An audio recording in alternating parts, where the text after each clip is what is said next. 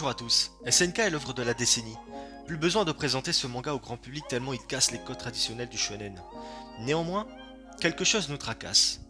Nous arrivons à la fin du manga. Isayama, dans une interview récente, nous a signalé qu'il restait 5% de l'histoire.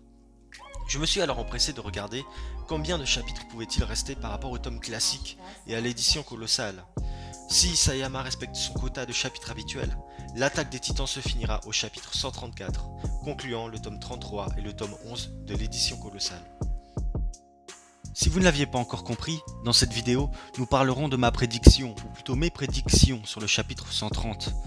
Évidemment, mes prédictions se basent sur plusieurs théories élaborées, ainsi que le développement de personnages pas forcément maîtrisés par chacun d'entre vous. Alors j'essaierai toujours de contextualiser ma partie de prédiction avec les différents points mis en avant.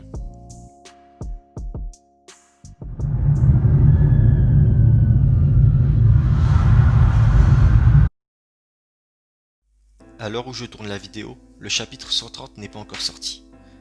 Vous risquez donc de voir cette vidéo après le scan, mais ce n'est pas grave. Car je trouve qu'il n'impactera pas beaucoup l'histoire globale, ou plutôt les différents mystères enveloppant la fin.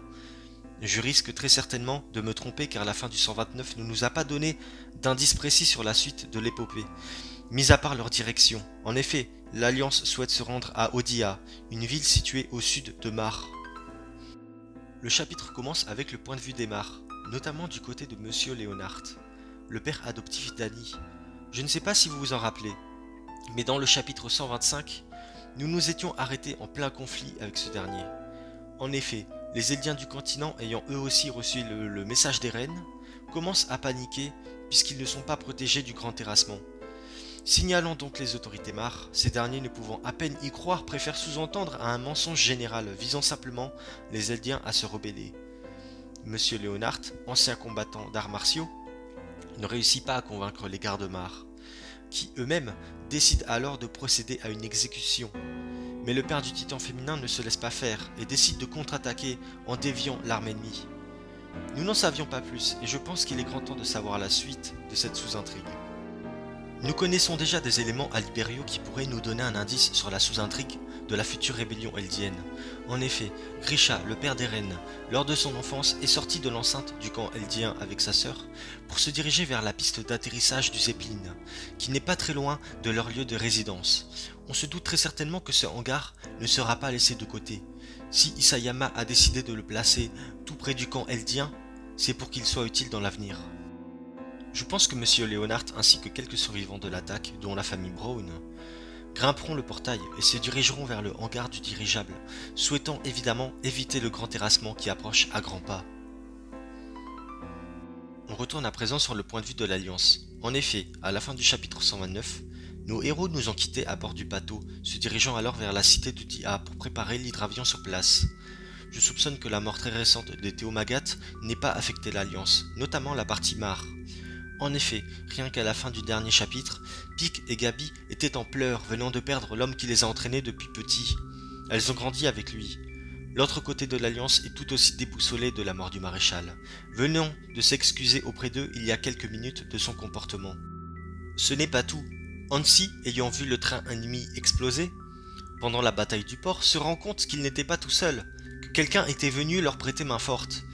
Je suppose qu'après quelques minutes de réflexion, elle se rend compte que c'est Kate Shadis. S'ensuit une discussion entre Hansi et Helena. En effet, cette dernière pourrait être au courant de là où se dirige Eren. Elle a eu une entrevue avec lui il y a quelques mois. On peut penser que ce dernier lui a demandé quelques informations, notamment sur la position géographique de certains lieux à Mar. Elle n'est pas la seule à être entrée en confidence avec Eren. Floch aussi. Parlons de Floch. Nous rappelons du tir de Gabi dans le bras de Floch précédemment, qui a permis au bateau de ne pas recevoir de plein fouet le tir de Thunder Spear. Gabi a sauvé l'Alliance sur le coup. Mais l'a-t-elle sauvé d'une mort définitive de Floch? Je ne pense pas. D'après moi, il n'est pas mort. Il doit souffrir terriblement dû à la perte fonctionnelle de son bras droit. Mais à mon avis, il a réussi à se hisser sous la bâche de l'hydravion, dès que le bateau s'est retourné pour partir. La corde qui sert de connexion entre l'hydravion et le bateau permet à Floch de se hisser à bord du navire. L'Alliance aperçoit immédiatement Floch qui prononce une phrase du type « Bande de traîtres !» avant de tirer sur Hansi qui s'écroule à moitié morte. Pourquoi Hansi, me direz-vous? Eh bien, d'un point de vue personnel, je pense que le développement d'Hansi est terminé. Tout d'abord, Hansi a porté les valeurs du bataillon d'exploration assez longtemps, pendant plus de 4 ans.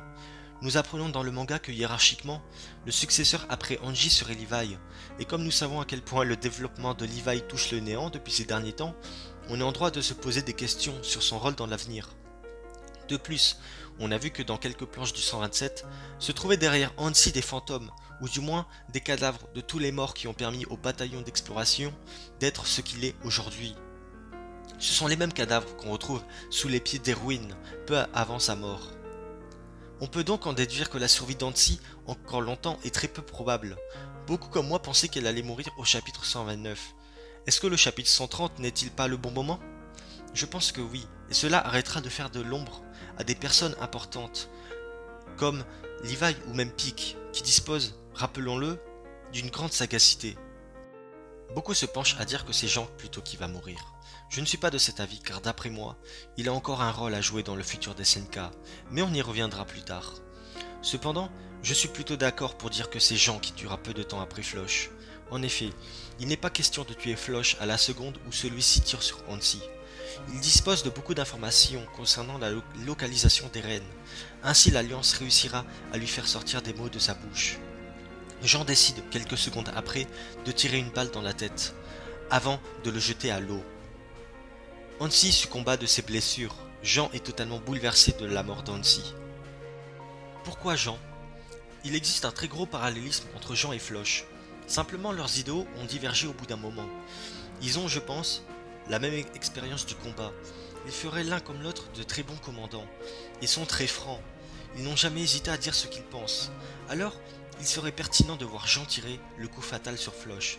Ce serait une scène assez symbolique quand on sait que ces deux soldats étaient les meilleurs amis d'avant.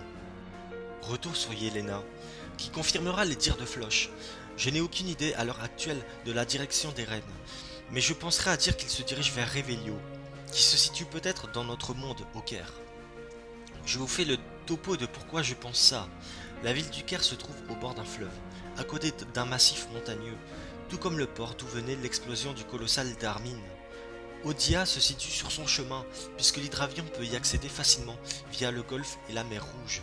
C'est à l'extrémité du continent, et donc si les titans arrivent à Revelio, le continent est complètement détruit, ce qui est plutôt cohérent.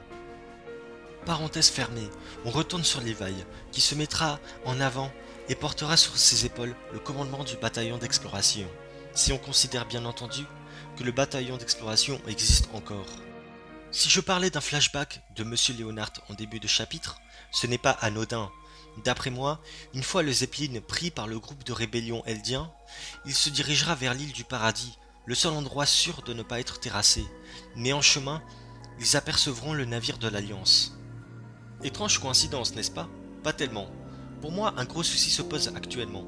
On apprend par Hansi, si compter que cela soit vrai, que le grand terrassement détruira la surface du monde en 4 jours. Or, on se rend compte qu'une journée est déjà passée entre le déclenchement du grand terrassement provoqué par Eren et la fin de la bataille du port. De plus, on sait que le bateau pourrait prendre énormément de temps à arriver sur Odia. Les deux îles sont très éloignées. Si on compare avec le monde réel, il s'agirait de la distance entre Madagascar et Socotra, une île située au Yémen. Ce n'est pas tout. Une fois arrivé sur place, il faut préparer le coup. Et d'après les informations qu'on a, c'est au minimum une demi-journée de préparation.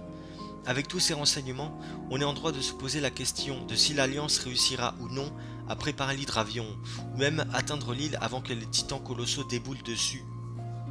Ainsi, l'Alliance réussira à accoster le dirigeable. Il suffira simplement, tout comme la bataille de Revelio, de s'y accrocher via l'équipement tridimensionnel. Mais que faire de l'hydravion? Vont-ils l'abandonner? Eh bien non.